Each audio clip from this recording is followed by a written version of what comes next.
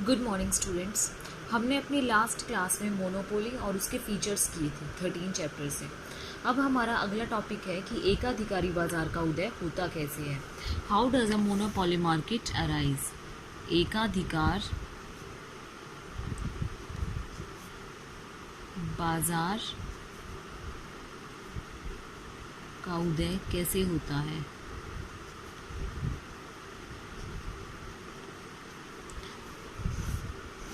ये है हमारा टॉपिक। इसको अब हम डिस्कस करेंगे। हमारे पास फर्स्ट पॉइंट है गवर्नमेंट लाइसेंसिंग और गवर्नमेंट कंट्रोल। गवर्नमेंट लाइसेंसिंग और गवर्नमेंट कंट्रोल। हिंदी में अगर हम इसको बोलें तो सरकार द्वारा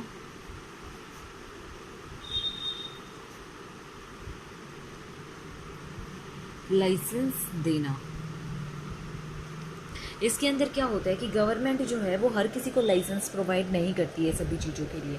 वो एक पर्टिकुलर चीज़ के लिए एक पर्टिकुलर पर्सन को या पर्टिकुलर फर्म को क्या दे देती है, लाइसेंस प्रोवाइड कर देती है कि आप इस प्रोडक्ट को क्या कर सकते हो, प्रोड्यूस कर सकते हो, मतलब इसका प्रोडक्शन कर सकते हो, इसको बना सकते हो। और फिर वही बंदा या फिर वही फर्म उस प्रोडक्ट को तैयार करती है बना के, और वही प्रोडक्ट आपका मार्केट में सोल्ड आउट होता है। और कोई इंसान उसके ऊपर अपना राइट नहीं बना सकता या फिर अपनी फर्म को उस नाम से नहीं खोल सकता या फिर उसी प्रोडक्ट को सोल्ड आउट नहीं कर सकता। ठीक है, तो ये है गवर्नमेंट का कंट्रोल। उसके उस पर क्या होता है, एक तरीके से जैसे आपका रेलवे पर कंट्रोल है ना गवर्नमेंट का, प्राइवेट होता जा रहा है, वैसे ही आपका लाइसेंसिंग में होता है इसी टाइप से। ठीक है स्टूडेंट्स। सेकेंड पॉइंट आता है आपके पास पेटेंट राइट।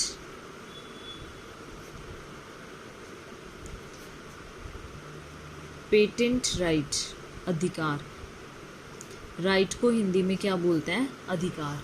पेटेंट अधिकार। पेटेंट अधिकार क्या होता है, पेटेंट अधिकार का मतलब होता है इसमें जो कोई भी प्रोड्यूसर है वो जो भी प्रोडक्शन में अपना डिज़ाइन यूज़ कर रहा है, जो भी उसका नाम यूज़ कर रहा है, जो भी उसके बारे में कुछ भी चीज़ यूज़ कर रहा है, वो उसका अधिकार, उसी का अधिकार है उस चीज़ के ऊपर, उस डिज़ाइन के ऊपर, उस पैकेट के ऊपर, उस क्वांटिटी के ऊपर, उस शेप के ऊपर, सभी चीज़ों पर उसी प्रोडक्ट प्रोड्यूसर का ही हक है और कोई इंसान उसको नहीं बना सकता है। तो ये होता है पेटेंट। ये भी आपको गवर्नमेंट से कराना पड़ता है।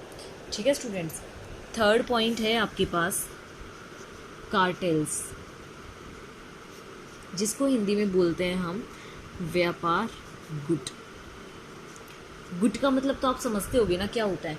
गुट का मतलब होता है कि जब हमारे पास फर्मों के एक समूह द्वारा निर्णय लिया जाता है तो वो होता है हमारे पास व्यापार गुट। जब कोई भी हमें अगर कंपटीशन रोकना होता है या फिर कंपटीशन को ताकि रोका ना जा सके, उसके ऊपर कंट्रोल किया जा सके, या फिर कोई भी चीज़ करनी होती है तो हम क्या करते हैं, अपने बिजनेस का, फर्मों का एक व्यू तैयार करते हैं, एक गुट बनाते हैं और फिर क्या लेते हैं, डिसीजन लेते हैं। ठीक है, फिर क्या हो जाता है, वो गुट बनाते हैं हम तो वो हमारा एक मोनोपोली हो जाता है कि हम इसे मोनोपोली है, सब एक उसमें जा रहे हैं। ठीक है, अगला पॉइंट है हमारा नेचुरल मोनोपोली। नेचुरल मोनोपोली का मतलब होता है प्राकृतिक।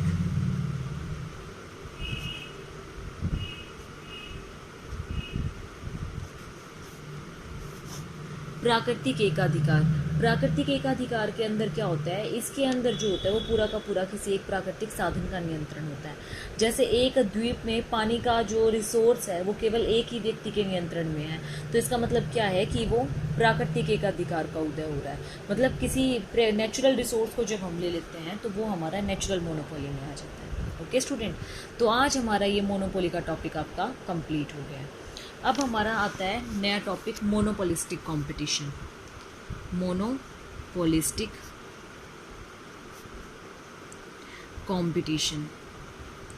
मोनोपोलिस्टिक कंपटीशन को हम हिंदी में क्या बोलते हैं, एकाधिकारी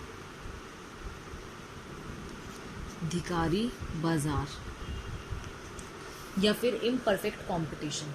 इसके अंदर क्या होता है, इसके अंदर आपके सेलर कुछ होते हैं और आपके क्रेता बहुत सारे होते हैं। इसमें जो सेलर होते हैं ना, परफेक्ट कंपटीशन में भी हमारे काफ़ी सेलर्स होते थे और इसमें भी हैं, लेकिन उसमें क्या था, उसमें सभी चीज़ों की जो सेलर्स थे उनकी जो भी प्रोडक्ट्स होते थे वो सब सेम होते थे।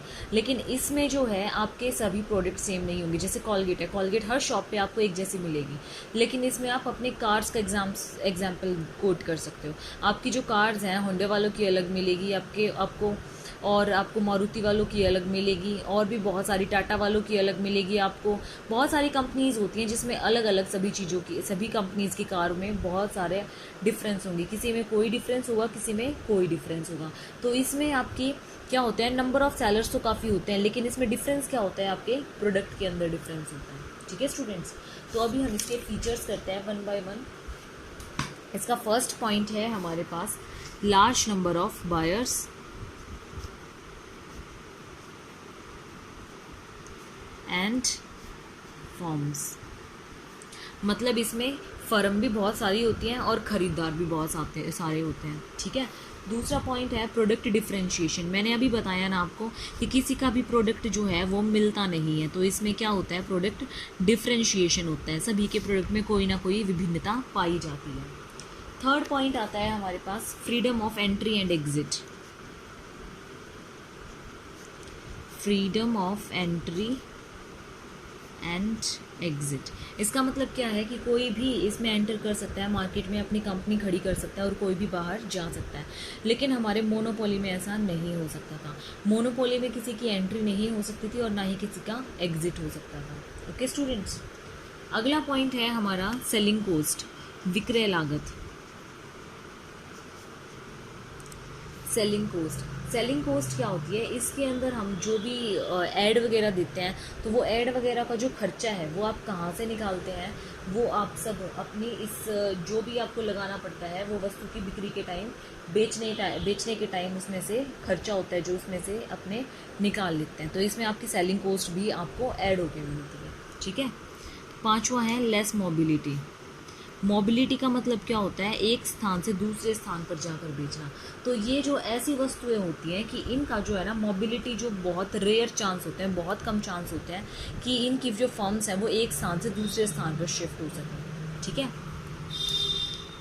सिक्स्थ पॉइंट है आपका लेस नॉलेज। अब आपके जो डेली रूटीन के प्रोडक्ट्स होते हैं उसके बारे में तो सबको नॉलेज होती है, सभी पूरी की पूरी नॉलेज होती है कि कैसे क्या होना चाहिए, कैसा क्या प्रोडक्ट होता है, कैसे उसको यूज़ किया जाता है। लेकिन आपकी ये जो बहुत हाई प्रोफाइल चीज़ें होती हैं इनका आपको नहीं पता होता है। इनको आपको नॉलेज होती है लेकिन उतनी नहीं होती, बिल्कुल परफेक्ट नॉलेज नहीं होती। तो इसीलिए इसमें क्या बोला जाता है, लेस नॉलेज होती है कंज्यूमर को। नेक्स्ट पॉइंट आता है हमारे पास non price competition. Non price competition, इसका मतलब क्या है कि इसमें जो है प्राइस का कोई कंपटीशन नहीं होता। ठीक है, इसमें सभी अपने किसके अकॉर्डिंग, सभी अपने प्रोडक्ट के अकॉर्डिंग अपने प्रोडक्ट का प्राइस डिसाइड करते हैं, अपनी फीचर्स के अकॉर्डिंग। किसी में ज़्यादा फीचर है तो वो अपना प्रोडक्ट अलग चूज़ करेगा, उसके प्राइस अलग चूज़ करेगा, सबके अलग अलग प्राइस जाते हैं। तो इसमें प्राइस का कोई कंपटीशन नहीं होता। कम कीमत पर अधिक मात्रा बेची जा सकती है, मतलब more can be sold only at lower price. अगर हमें ज़्यादा बेचना है तो हम ऑफर्स निकाल देते हैं कि इतने की कार इतने में हो गई है, अब इतने के फ़ोन इतने में हो गए हैं, तो तभी आपकी क्या हो जाती है, सेल स्टार्ट हो जाती है। आपकी AR और MR, AR एंड MR, जैसे आपकी AR MR मोनोपोली में होती थी वैसे ही उसमें होगी, लेकिन वहाँ पे लेस इलास्टिक होती थी, यहाँ पे आपकी मोर इलास्टिक होगी। ठीक है स्टूडेंट्स, आपका इसमें नेक्स्ट पॉइंट है प्राइस कंट्रोल। इसमें जो प्राइस कंट्रोल होता है वो पार्शियल कंट्रोल होता है, मतलब फीचर्स कुछ परसेंट आपका इसके अंदर क्या कर सकते हो, आप इस पर कंट्रोल कर सकते हो। ज़रूरी नहीं है कि सारा ही हो, लेकिन कुछ परसेंट आप इसके ऊपर कंट्रोल कर सकते हो। तो ये थे हमारे सारे के सारे मोनोपोलिस्टिक के features. That's all about monopolistic competition. बाकी कल हम अपने नेक्स्ट क्लास में डिस्कस करेंगे। Thank you students.